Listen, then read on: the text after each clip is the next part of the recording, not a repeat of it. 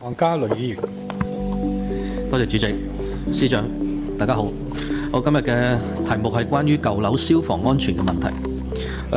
今日我想聚焦喺舊樓消防安全同埋智慧消防建設呢個議題啦。呢啲唔單止係回應舊區居民最迫切嘅生命安全嘅期盼，都係澳門智慧城市建設嘅核心環節。安全係宜居城市嘅底線，舊樓消防安全呢個老大難嘅問題呢，而家應該都係要到落實解決嘅緊急階段。澳門舊區唐樓嘅消防危機根源就係雙重老化嘅疊加，一方面係樓宇物理老化，好多超齡嘅40-50年嘅舊樓，當年嘅消防標準同而家嘅安全嘅需求呢係有差好遠嘅，部分仲冇消防喉、消防轆、滅火筒呢啲基礎嘅設施，電線老化、亂拉亂接嘅情況咧係非常之普遍，成咗起火嘅首要隱患。另一方面咧係居住嘅群體人口老化，舊區嘅長者同基層家庭咧佔咗超過60%，長者行動唔方便，逃生能力弱，生命安全隨時受到威脅。最棘手嘅係好多三無大廈冇人管理，梯間堆積垃圾，阻塞逃生嘅通道，呢啲違規嘅行為屢禁不止，風險越積越高。數據睇落形勢咧真係不容樂觀嘅，忘記關爐啊！電線斷路呢啲可以避免嘅火警呢，竟然有380幾宗，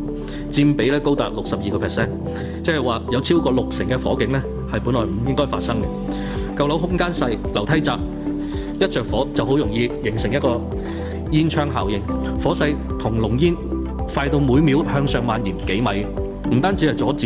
住嘅消防嘅救援，仲好可能造成群死群傷嘅慘況。雖然消防局一路有做宣傳同埋巡查，但係面對三無大廈冇人管，居民負擔唔起改造費啊，呢個係現實嚟。智慧消防重視嘅係主動預防，用啲低成本易安裝嘅科技設備，早就識別到呢啲風險。據灣區城市嘅實踐數據，舊樓裝咗呢啲聯網式嘅煙感探測器之後，火災早期嘅發現率係提升咗85%，救援響應嘅時間濃縮到3分鐘之內。AI 視頻監控嘅識別雜物堆積嘅呢啲違規嘅行為咧，準確率咧高達98%，整改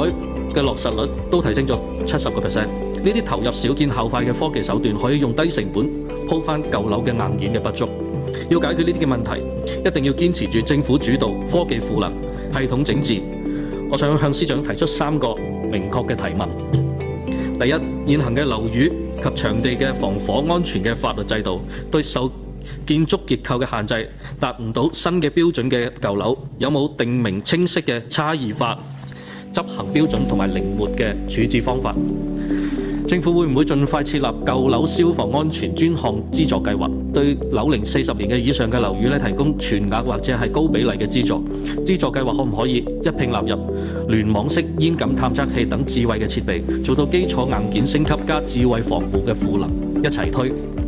第二，政府會唔會即刻開展舊樓消防安全全覆蓋嘅風險排查，建立高風險嘅樓宇優先處置嘅清單式嘅管理機制？對於屢次受到整改嘅通知仲唔落實嘅高風險嘅樓宇，保安司會唔會採取限制租售啊，或者強制整改嘅待執行呢類更有約束力嘅執法措施，到隱患零容忍全消除呢？第三，政府對舊樓嘅智慧消防監管嘅平台嘅建設有冇明確嘅時間表同埋路線圖？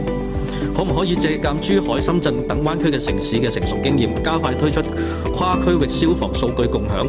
同應急聯動機制嘅建設，實現風險聯防聯控、救援協助同高效